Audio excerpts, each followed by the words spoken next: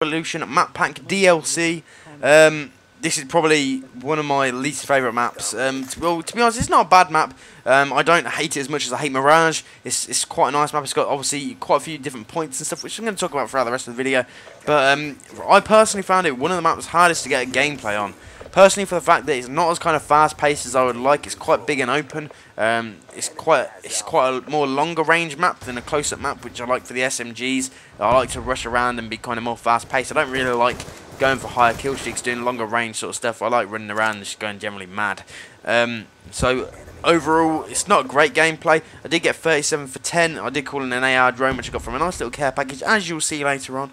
But obviously, this map is this video is the first impressions of the map downhill, as I'm doing one of them for each of the videos, and there will be a Peacekeeper kind of summary video up at a later date. So first of all, on to the map downhill. What downhill is it is a map based around kind of snow terrain. I don't really know where it's located, nor do I care, as that benefits the gamer in no way at all. One thing you will notice about the map is the cable cars moving across on the left kind of firefight point of the map. Once again, there is obviously the main central fire point. There is a 5-point side on the left, and there's also one on the right, which is more of a kind of alleyway to kind of sneak your way down. So it's mainly the left and the centre firefight points that are used. But the right side, which is the kind of more snowy edge, this one here where you can see right now, that is one of the main firefight points. And then there's a kind of bit here in the middle, and then further across there's the one kind of more alleyway type snow bit, which is the kind of not as used so much. There are always exceptions. Some people prefer to move down there a lot more, probably the more experienced players. So if you're playing with other teams and stuff, you may notice that is probably one of the main firefight points. Some games you may notice that it's not really used at all, and it's really good for getting around the back of the enemy. Otherwise, it's not a bad map. Can't really do any fault to it. It's nicely designed. Obviously the cable cars, which I'll go on to now, basically there are cable cars constantly going up and down throughout the map, through that main building that you've seen. They basically go through, in and out. Unfortunately, they do kill you with, it's kind of an insta-kill effect. If you get touched by one, you are dead. There is no way about it. It doesn't push you, it doesn't do anything else, it kills you straight away. Also, I want to apologise for the voices you can hear in the background right now. For some reason, my Elgato decided to record background noise, which I didn't really know that it did. I thought I'd set my Xbox to basically just record the game sound, but unfortunately, it may have moved the chat over to game sound as my headset wasn't plugged in whilst playing. But back to the cable cars. Obviously, they are a bit of a pain on the map, and they do cause a bit of inconvenience. But once again, it is a nice little addition that they have done and added to the map, so you can't really fault them wrong. They've done quite well with the whole Revolution map pack. There are some nice little features and stuff that they've added, which just adds a little bit more play to the game. It's a little bit more interesting. It means that the maps aren't so boring. Treyarch are very good with this. They do it a lot in their maps compared to Infinity Ward, for instance. As you can see, guys, I'm moving up the right kind of side now, using the kind of alleyway. It's a very nice bit to move down. Quite a few people go down there, but it's not overly used, so you're never going to find yourself completely overpowered in there. As long as you can play tactically and you're quite a all-round good player. I'm not saying I'm amazing, but I believe I'm not too bad at the game. If you're overall not too bad, you can generally use that kind of area as a kind of nice little waypoint to go down and use effectively. But to be honest, there's not really much I can kind of fault with this map. It's quite nice. It's got some lovely scenery to it. Obviously the snow adds kind of nice effect with different layers and stuff that you can move up and down, getting different varied heights in the terrain. So it's quite a varied map, so it's quite good for using different points and stuff. There's obviously loads of different points that you can use to cover. It's very strategically paced. I don't really like it as much using the rocks and stuff, but I prefer a kind of map that's a lot more rigid and more flat. If you not flat, but each objects are more level. That they're not so varied, if you get what I mean. So there's you kind of know a lot more what you're doing, know how to do it. This is a nice little point here. I got an RCXD. I knew two guys around there. I knew I didn't really have much of a chance. So I put it up in an RCXD. I generally thought there was only one guy, but turns out I got two. So I got quite lucky with that one and did quite well. But what I kind of wanted to go on about is probably maybe a little bit more about the Peacekeeper. Obviously, this is the third kind of game that I've used the Peacekeeper, well, fourth game in fact, of the videos that I'm getting for you guys as Peacekeeper. And to be honest, I really am enjoying this gun, and I can see why every single person is using it. It's generally an all-round gun. It acts and performs like an SMG, but but instead it has more of an assault rifle feel to it, which obviously a lot of people have talked about. I've talked about in previous videos. But as you get more and more used to it, you get better and better with it, and obviously you learn which grips, which attachments work well. So right now I'm actually using the extended mags, the red dot sight, and I'm using extended mags, FMJ, and the heavy barrel, because both of the heavy barrel and the FMG increase damage and accuracy. So overall, it's not damage and accuracy, it's damage and range.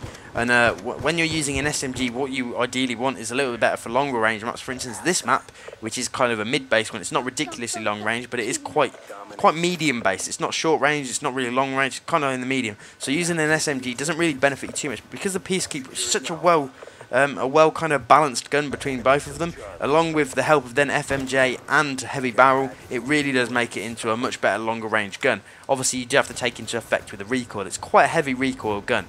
But anyway, kind of some little tips for this map. I like to go straight down the middle first of all, but then move down the right side, because a lot of people don't really know around that little alleyway, around the little angle bit just there. So when you move around there, you can kind of get a nice little kind of play movement with it. Unfortunately, I did get shot from behind, then I would have been able to take out the second guy in front of me, which was a bit of a shame. But obviously, once again, I'm running the low score streaks, the UAV, the Hunter Killer, and the Care Package. Firstly, for the fact that a UAV is very team supportive, as I said before. Same with the Hunter Killer, it's a nice little perk just to get you one extra kill, an easy 25 points. And then obviously the Care Package, because you can get something lucky. For instance, I get an AGR, and the AGR is an absolute beast.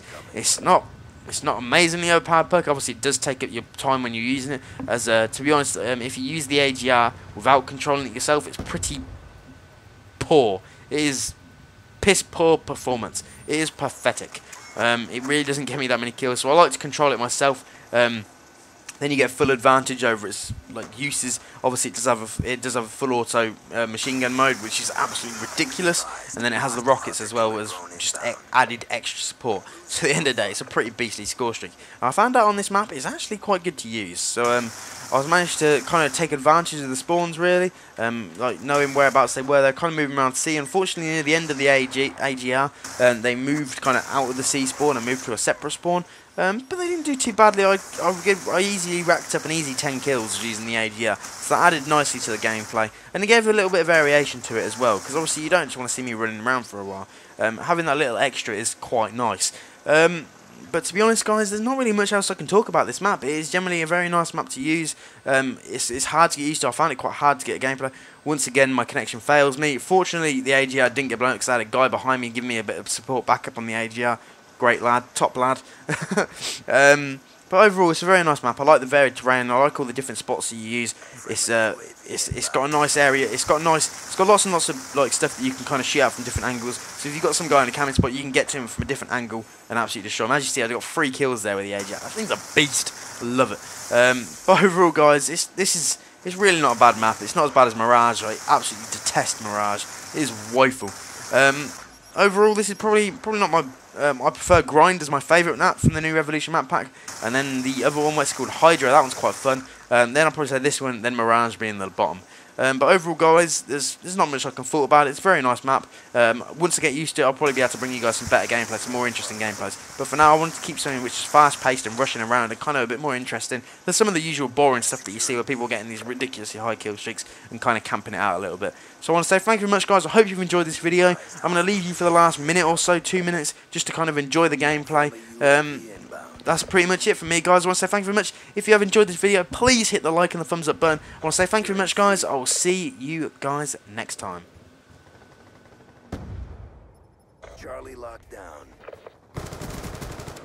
UAV awaiting orders.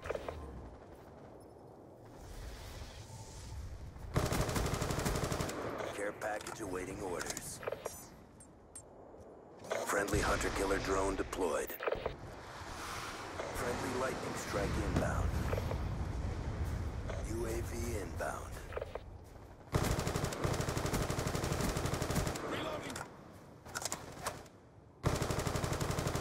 Securing Alpha. Friendly care package inbound. Hostile UAV above.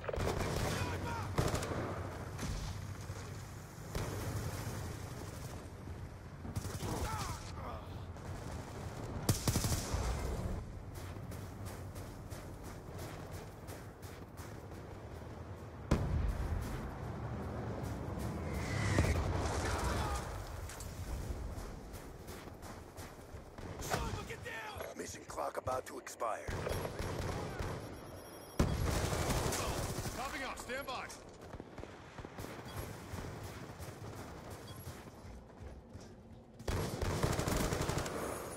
Move it! That's a kill. He's gone. Be advised, hostile UAV incoming.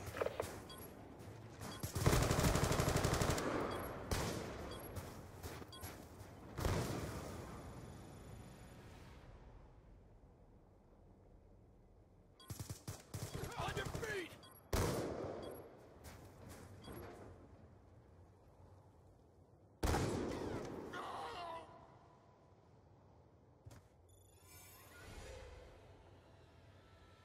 That one hurt our reputation.